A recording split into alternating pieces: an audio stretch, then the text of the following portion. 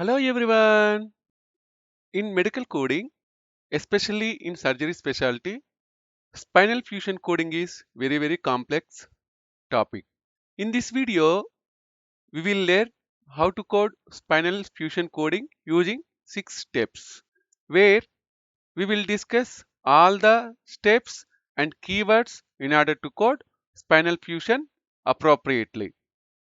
So basically, you can use these steps for either CPT coding or ICD-10 PCS coding or CDI coding. So if you know what is CDI coding, please mention in the comment section. Otherwise, stay tuned to this video. We will discuss about CDI coding also. So before going to learn spinal fusion procedure steps, we need to understand why physician will perform this spinal fusion. Most of the time, physician will perform this spinal fusion procedure for following conditions like degenerated disc, bulging disc, herniated disc, thinning of the disc, as well as disc degeneration with osteophyte formation. So if you see here, this is the normal disc. So there is no problem with this disc. Okay. So next one is the degenerated disc. So degeneration means basically as soon as we grow, our disc or spine will become degenerated and it will form degenerated disc. Usually in ICD-10 CM coding, we will call it as spondylosis. For other than spine, we will call it as osteoarthritis. For spine degeneration, we will call it as spondylosis. Okay. Next is bulging of the disc. Okay. So here disc is bulged. So this is the area of the bulging and where this bulging will create problems on the nerves. Okay. And next one is the herniated disc. Here also hernia will form at the disc side. This is the herniated disc. So this is the herniated disc area. Next one is the thinning of the disc. Okay. So this is the thinning. So if you observe normal disc as well as the thinning disc, you can differentiate the difference between these two types of disc. Next one is the disc degeneration with osteophyte formation. So this is the disc degeneration along with osteophyte formation. Okay. So this is disc degeneration. This is osteophyte formation.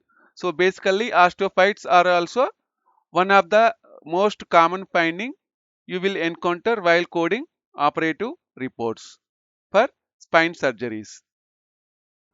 So now we will learn first step for spinal fusion coding.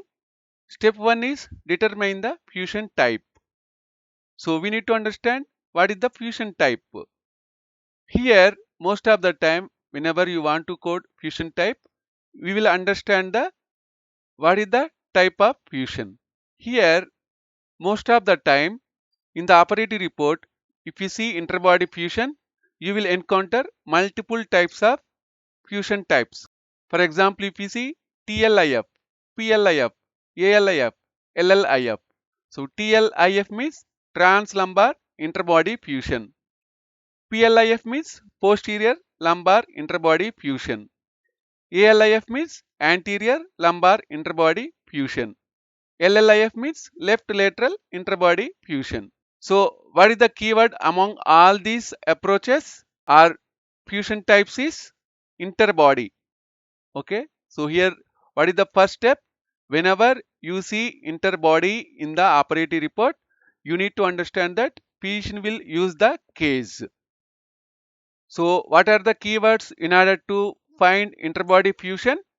In the operative report, you will see it as disc material is removed, case placed into spinal disc or disc space after removing the disc, and also you will find interbody device fused with graft. So first, what is fusion here? Fusion is the process of reducing movement between two vertebrae, where physician will remove the disc material and he will place the case. Step 2, identify the surgical approach. In spinal fusion procedure, most of the time we will encounter three types of approaches: anterior, posterior and lateral. So what are the keywords for anterior? If you want to go ahead with anterior approach spinal fusion procedure, in the operative report, you need to check retroperitoneal. So towards the like face, and abdominal approach or towards the abdomen or vascular exposure. So these are the keywords for anterior approach basically. Next, you need to check for posterior approach keyword. Midline posterior incision. So posterior itself means backside, or in the operative report you will see patient will be placed on the prone position, so where patient will perform posterior incision and lamina exposed, okay, and facet joint visualized. Why means physician is able to expose or see this lamina and facet joint from the back side only or posterior position. So if you see these keywords in the operative report, we need to understand physician is performing procedure on the back side of the patient. Next one is lateral approach. So what are the keywords for lateral approach? Trans-psoas approach, direct lateral access, LLIF. So LLIF means left lateral interbody fusion or lumbar lateral interbody fusion. So using these keywords, you can identify what is the type of approach physician has used in the operative report. And also, if anyone looking for medical coding or billing jobs in India, USA or UAE, please join in our WhatsApp channel. So the WhatsApp channel link is in the description of this video. And also if anyone looking for same day surgery, ipdrg, inpatient, HCC, CCS certification trainings, please contact 707-526-3939. Next one is step 3, recognize instrumentation. So basically we need to understand what type of instrumentation is used by the physician during the spinal fusion surgery. So interbody devices. In the operative report, if you see interbody devices, example cages, materials. So most of the time physician will use few materials for these cages. These cages will be like created using PEEK, titanium or placement into disc space grafted. So these are the keywords for interbody devices. Next one is posterior instrumentation. So if you want to code for posterior instrumentation, these are the keywords: pedicle screws, rods, lateral mass screws, or segmental fixation. So these are the keywords in the operative report you need to check and you need to code accordingly. Step 4 is clarify bone graft use and source. In spinal fusion, physician will use multiple types of grafts: autograft, allograft, and synthetic graft. Most of the time, whenever physician will perform this spinal fusion procedure, he may take graft from the laminectomy site or separate iliac crest incision. If the physician uses the same site where physician performs the surgery as well as the graft, we no need to code. If the physician uses the separate site in order to harvest the autograft, we need to code it separately. The most common location for autograft harvesting is iliac crest incision or iliac crest. Next one is allograft, cadaveric bone, DBM, freeze dried graft. So cadaveric bone comes under allograft. Means here physician will take harvesting the graft from other than patient's own body. Here DBM is demineralized bone matrix. So in the operative report, if you see DBM, we need to understand that physician has used the allograft. Next one is synthetic, infuse, BMP, ceramic substitute. So in the operative report, for example, if we see infuse or BMP, you need to understand that these are the synthetic grafts. So using these keywords, you can identify what are the types of graft physician use it during the spinal fusion surgery. Step 5, we need to determine graft form.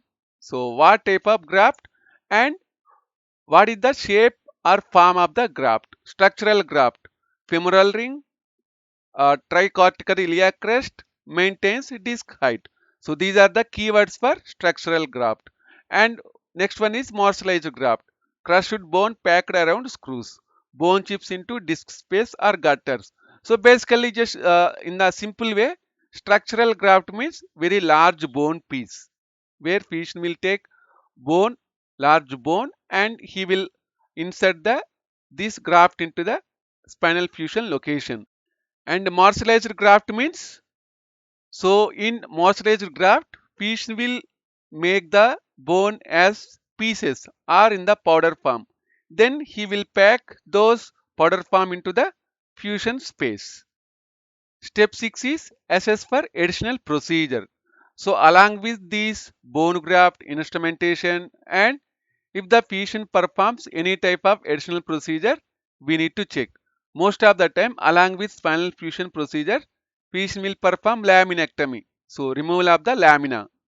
Next one is foraminectomy. So incision on the foramina or discectomy. So here patient will remove the disc material.